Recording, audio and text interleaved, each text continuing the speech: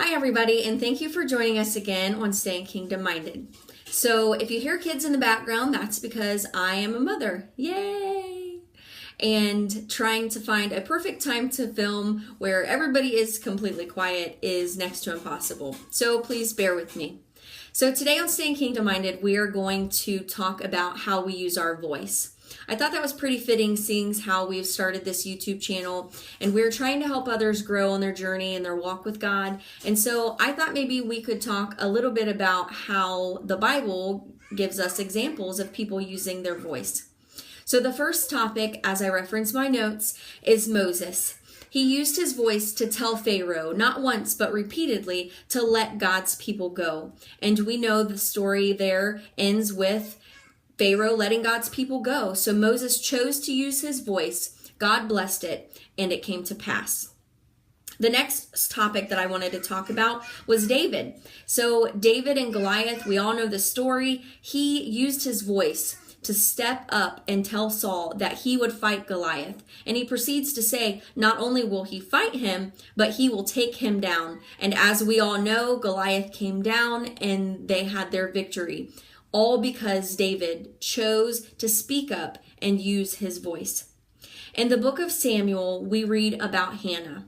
Hannah wanted a child so badly, and she prayed to God, and she cried out to God, and she asked him for a son. And so we know that God blessed that prayer, and he gave her Samuel. And in return, she, like she prayed that she would, she gave Samuel back to God. And in the end, she ends up with 3 sons and 2 daughters because God blessed her faithfulness, all because she chose to use her voice.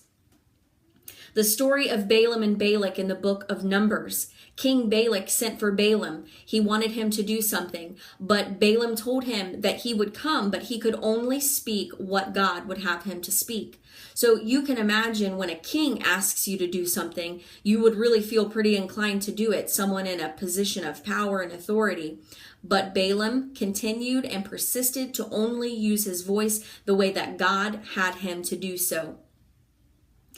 In the book of Job, he used his voice, we read over and over, through all of his loss, unimaginable loss and pain, ridicule by even those that were close to him, and through sickness, unexplainable, painful sickness that he had to endure. But he chose to continue to use his voice.